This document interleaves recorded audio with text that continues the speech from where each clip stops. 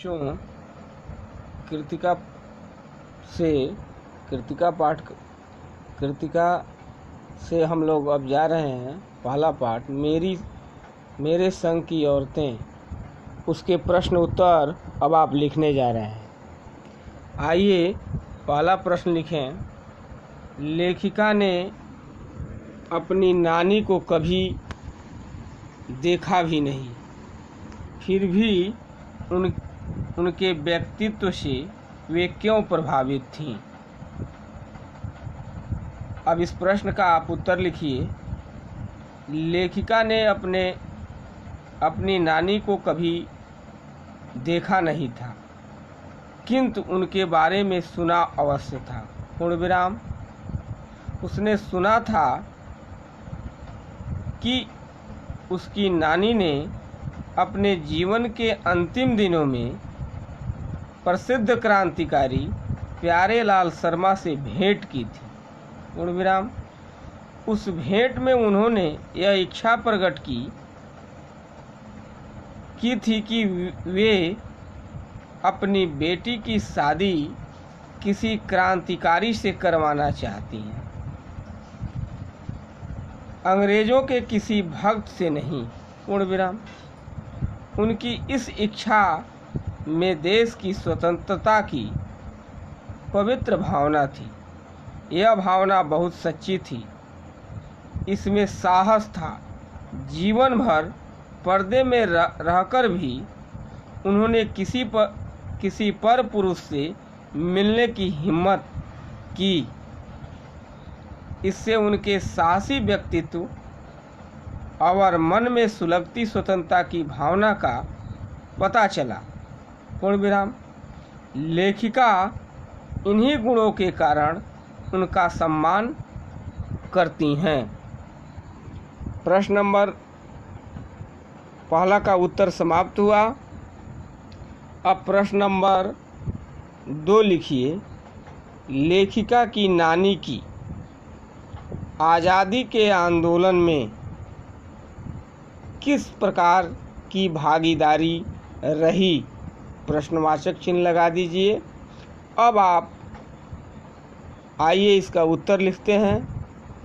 लेखिका की नानी आज़ादी के आंदोलन में खुलकर भाग न ले सकीं। पूर्ण विराम। उसकी परिस्थितियां ऐसी नहीं थीं कि वह खुलकर आंदोलन में भाग ले सके, परंतु उसने स्वतंत्रता की भावना की मन ही मन पनपने दिया। पूर्ण विराम। उसने कभी अंग्रेजियत को स्वीकारा नहीं। पूर्ण विराम। उसका पति अंग्रेज़ों का भक्त था, फिर भी उसने कभी अंग्रेज़ों की जीवन शैली में भाग नहीं लिया। उसने सबसे बड़ा योगदान यह किया कि अपनी संतान को अंग्रेज भक्त के शिकंजों से मुक्त करा दिया। उसने अपने बेटी की शादी एक क्रांतिकारी से करा दी ताकि उसके बेटी और उसके बच्चे देश के लिए कुछ कर सकें। पूर्ण विराम। इस घटना से क्रांतिकारियों की जो उत्साह मिला होगा, उसकी कल्पना की जा सकती है। पूर्ण विराम। प्रश्न नंबर 2 समाप्त हुआ। अब आइए प्रश्न नंबर 3 लिखें। लेखिका की माँ परंपरा का निर्वाह न करते हुए भी सबके दिलों पर राज करती थीं। इस कथन के आलोक में क लेखिका की माँ की विशेषताएं लिखिए। क लिखिए लेखिका की माँ की विशेषताएं लिखिए।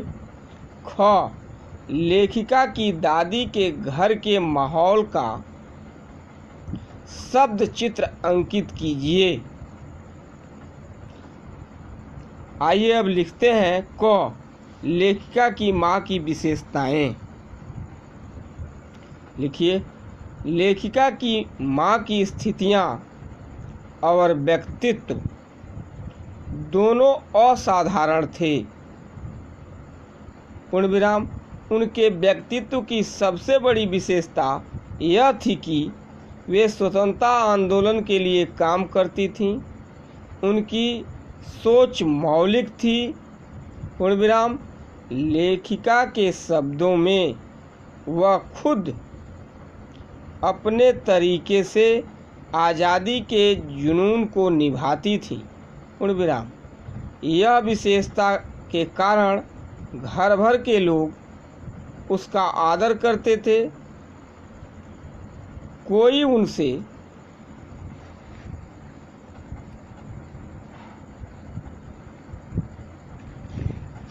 उनसे गृहस्थी के काम नहीं कराता था। उनका व्यक्तित्व ऐसा प्रभावी था कि ठोस कामों के बारे में उनसे केवल राय ली जाती थी और उस राय को पत्थर की लकीर मानकर निभाया जाता था। लाइन बदलें। लेखिका की माँ का सारा समय किताब पढ़ने, साहित्य चर्चा करने और संगीत सुनने में बीतता था। वे कभी बच्चों के साथ लाड़ प्यार भी नहीं करती थीं। उनका मान सम्मान के दो कारण प्रमुख थे। वे कभी झूठ नहीं बोलती थी। वे एक दूसरे के गोपनीय बात दूसरे से नहीं कहती थी। अब आप लिखिए ख। लेखिका की दादी के घर में विचित्र विरोधों का संगम था। पर दादी लीक से परे हटकर रहती थी। वे चाहती थी कि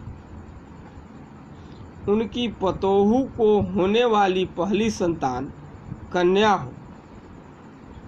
यह मन्नत मानकर जग जाहिर भी कर दी थी। पूर्ण विराम। इससे घर के अन्य सभी लोग हैरान थे, परंतु लेखिका की दादी ने इस इच्छा को स्वीकार करके होने वाली पोती को खिलाने दुलारने की कल्पनाएं भी कर डाली। लेखिका की माँ तो बिल्कुल ही विचित्र थी। पूर्ण विराम। वे घर का कोई काम नहीं करती थी। वे आज़ादी के आंदोलन में सक्रिय रहती थी। उन्हें पुस्तक पढ़ने, संगीत सुनने और साहित्य चर्चा करने की फुर्सत नहीं थी। उनके पति भी क्रांतिकारी थे। वे आर्थिक दृष्टि से अधिक समृद्ध नहीं थे। पूर्ण विराम। विचित्र बात यह थी कि लेखिका के दादा अंग्रेजों के बड़े प्रशंसक थे। घर में चलती उन्हीं की थी, किंतु घर की नारियां अपने अपने तरीके से जीने के लिए स्वतंत्र थी। कोई किसी के विकास में बाधा नहीं बनता था। अब आप प्रश्न नंबर 4 लिखेंगे। प्रश्न नंबर 4 लिखिए। अपनी कल्पना से लिखिए कि परदादी ने पतोहू के लिए पहले बच्चे के रूप में लड़की पैदा होने की मन्नत क्यों मांगी। प्रश्न हो गया। अब आप प्रश्न नंबर 4 का उत्तर लिखिए। पाठ को पढ़कर लगता है कि लेखिका की परदादी ने भी अपने समय में लड़की के साथ होने वाले अपमान और तिरस्कार को जाना समझा होगा। पूर्ण विराम। उसे मन ही मन लगता होगा कि देवी के रूप होने पर भी लड़की का इतना तिरस्कार क्यों होता है। प्रश्नवाचक चिन्ह लगाइए। कब उसका सम्मान होना शुरू होगा। शायद इसलिए उसने अपनी इस भावना को घर में ही फलते फूलते देखना चाहा होगा। पूर्ण विराम। उसने समाज में यह भाव भरना चाहा होगा कि यहाँ लड़कियों का सम्मान होता है। पूर्ण विराम। अतः तुम भी उन्हें सम्मान दो। परदादी ने यह भी सोचा होगा कि अगर लड़की का सम्मान होगा तो आत्मविश्वास, सम्मान और साहस से भरकर शक्तिशाली बन सकेगी। आज मात्र इतना ही, 4 ही प्रश्न लिखाया जाएगा, फिर इसके आगे कल लिखाया जाएगा।